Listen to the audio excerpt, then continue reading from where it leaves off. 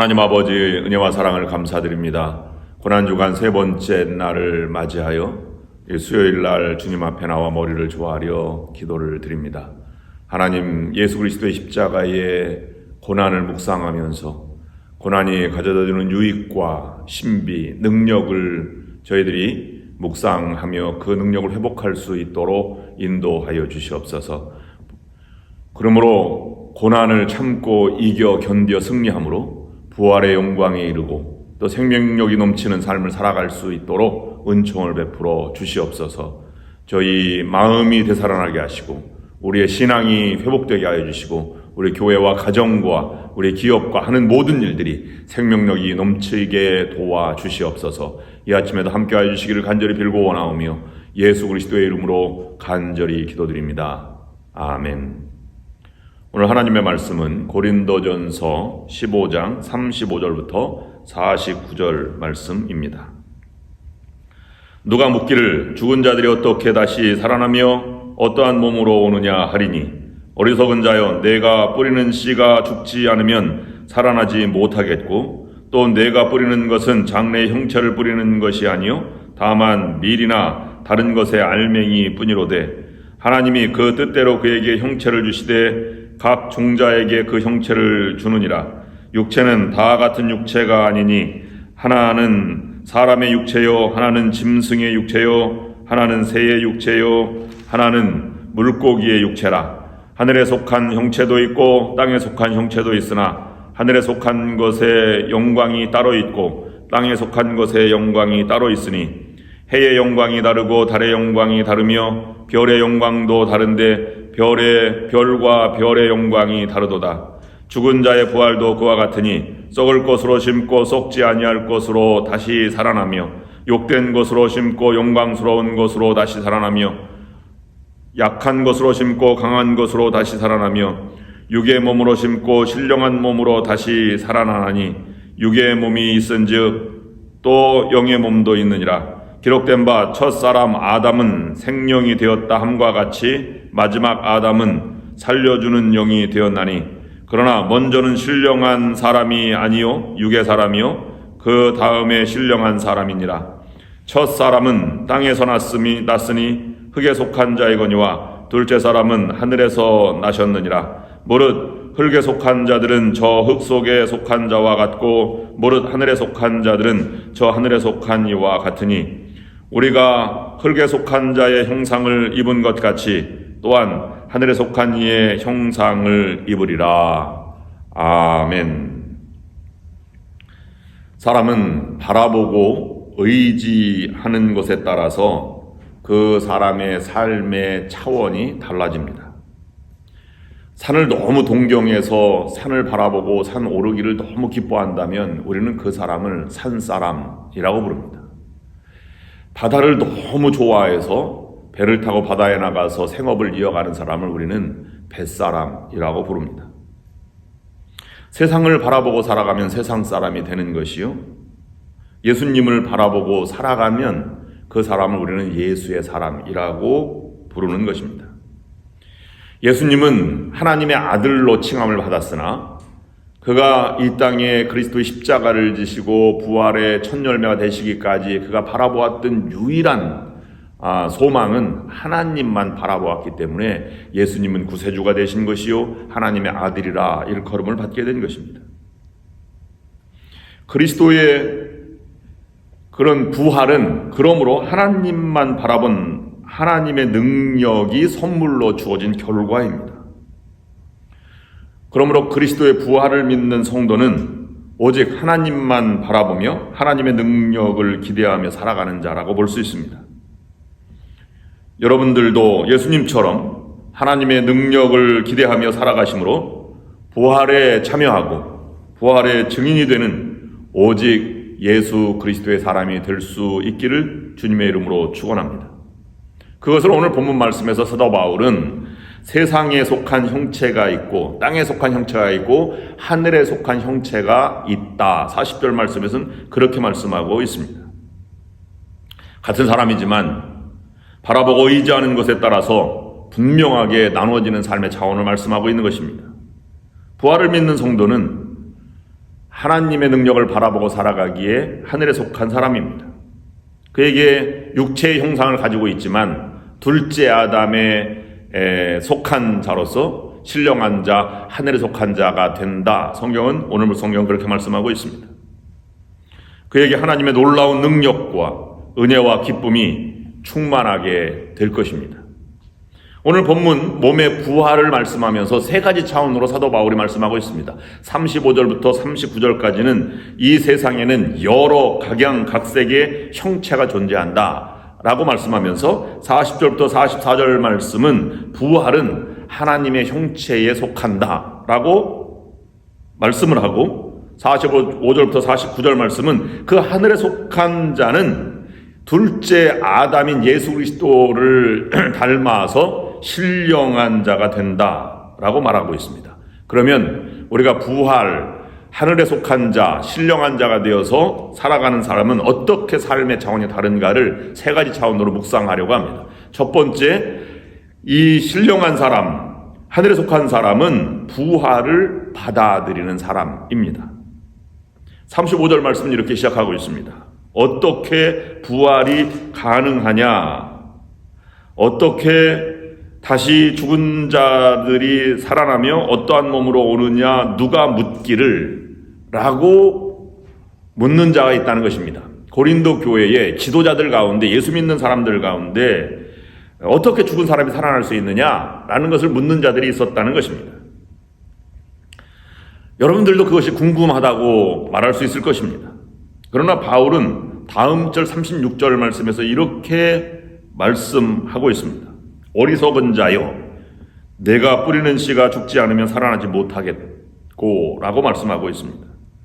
그것은 바로 성경이 말하는 말씀은 부활을 받아들이는 자, 그것이 부활의 증인이고 그것이 먼저, 받아들이는 것이 먼저라고 말씀하고 있는 것입니다. 즉 부활 사건은 아주 단순한 하나님의 역사, 하나님의 능력이 임해서 살아나신 사건이라고 말씀하고 있는 것입니다.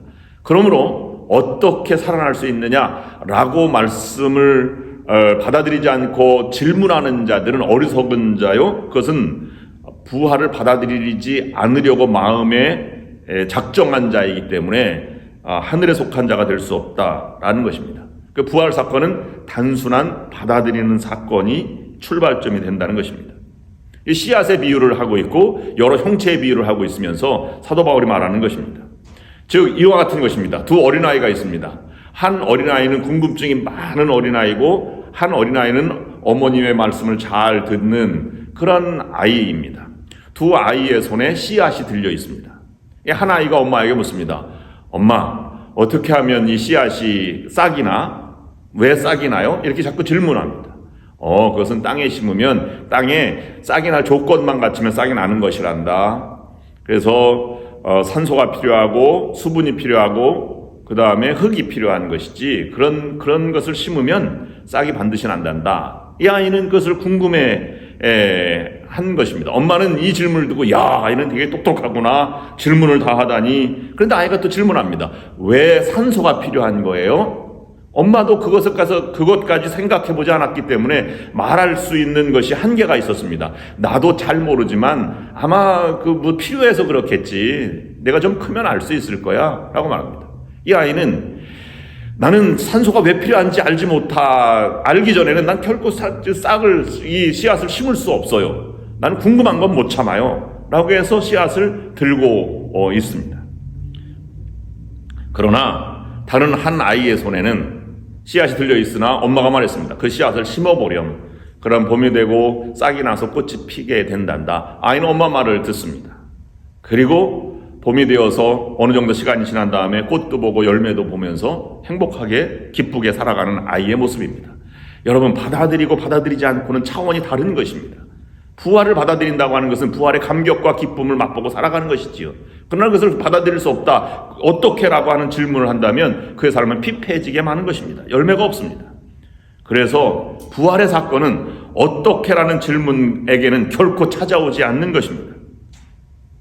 결정을 하고 그리고 의미를 되새기고 찾아보는 것이 좋은 자세입니다. 받아들이고 그것의 의미를 되새기고 그 삶을 감격적으로 살아가는 것입니다. 성경 말씀은 2000년 전에 이미 부활 사건이 일어났고 지금까지 수많은 목격자들이 있었으며 수많은 사람들이 부활의 증인으로 살아갔고 순교자로 살아갔고 많은 사람들이 그 변화를 일으킨 결정적인 사건이었다고 말하고 있습니다. 아무리 내가 궁금하다고 해도 예수에 의해서 변화된 역사적으로 위대한 사람들보다는 내가 위대하다고 말하지 못할 것입니다. 더 똑똑하다고 말할 수 없을 것입니다. 그런데 그 사람들은 역사의 한 변화의 주인공으로 살아가게 되었습니다. 믿음은 설명이 가능한 것이 아닙니다. 믿어줘야 믿을 수 있다라고 말하지만 믿어줘야 믿는 것도 아닙니다. 여러분, 믿는 것은 무엇입니까? 믿음의 배경은 사랑입니다. 사랑하니까 믿는 거예요. 어머니가 자식을 믿습니다. 우리 아이는 절대로 소매치기나 싸움을 하는 아이가 아닙니다. 경찰서에 가서 그렇게 항변합니다. 그렇게 아이를 믿으니까 아이를 사랑하게 되고 사랑하니까 믿게 되는 것입니다. 그렇습니다. 주님이 십자가의 고난의 죽음으로 우리를 구원해 주셨고 하나님의 자녀가 되게 하셨고 그리스도를 따르는 예수 그리스도의 사람이 되게 하셨습니다. 예수 그리스도에게는 내가 가장 사랑하는 이 사랑이 확증된 한 영혼이 되는 것입니다. 그러므로 가장 귀하고 훌륭한 존재, 그 존재를 향해서 예수님 우리에게 사랑을 보여주신 것입니다. 그 사랑이 바로 부활로 연결된 것입니다. 두 번째, 그러면 부활을 받아들인 사람은 이미 하늘의 형체에 속한 사람이고 하늘에 속한 자라고 바울은 말하고 있습니다. 40절 말씀에서 하늘에 속한 형체도 있고 땅에 속한 형체도 있으나 하늘에 속한 것의 영광이 따로 있고 땅에 속한 것의 영광이 따로 있으니 라고 말하고 있습니다. 또한 마지막 49절 말씀에는 우리가 흙에 속한 자의 형상을 입은 것 같이 또한 하늘에 속한 이의 형상을 입으리라. 하늘에 속한 형상의 영광의 부활의 그런 열매로 살아가게 된다는 말씀입니다. 세상의 두 종류의 차원이 다른 종류를 분명하게 대비하고 있습니다. 땅에 속한 사람, 하늘에 속한 사람입니다.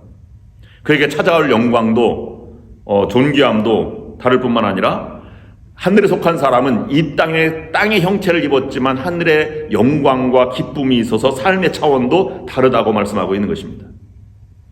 세상의 것으로 기쁨이 없는 것은 아닙니다. 그러나 하늘의 영광의 기쁨은 세상 것을 능가하고도 차원이 다른 높은 참 기쁨과 평안과 만족이 있다는 사실을 우리에게 보여주고 있습니다. 부활을 믿는 성도는 이 세상의 운동 경기에서 얻는 메달, 승리도 귀중한 것으로 여깁니다. 그러나 그것에 만족하지 않고 하나님께 인정받고 하나님께 영광, 의의 면류관을 받는 것을 더 귀하고 영광스럽게 생각합니다. 영광에 이르는 과정도 다릅니다. 세상의 영광도 땀과 눈물과 고난 없이는 세상의 영광이 주어지지 않습니다. 여러분, 올림픽 경기에서 유도 선수가 되어서 발이 부러졌는데도 불구하고 나가서 금메달 딴 선수가 금메달 따고 막 울지 않습니까? 그만큼 피눈물 나는 것으로 메달을 따는 것이죠. 하늘의 영광이 이르는 길도 동일합니다. 세상의 고난과 모든 고난을 겪고 참고 나가서 땀과 눈물과 고난뿐만 아니라 생명을 바쳐서 기도하고 섬겨야 하늘의 영광에 이르는 길을 우리가 얻게 되는 것입니다. 그것이 하늘에 속한 자의 영광이요 하늘에 속한 자의 모습이라고 우리가 묵상해 보는 것입니다.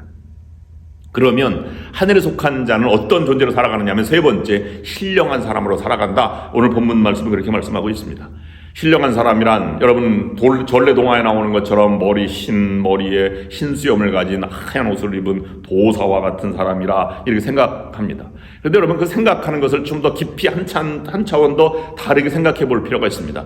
여러분, 산신령이 동화에 나오면 좋은 일을 전해줍니까? 나쁜 일을 전해줍니까? 좋은 일을 전해주죠. 은도끼가 네 도끼냐, 금도끼가 네 도끼냐.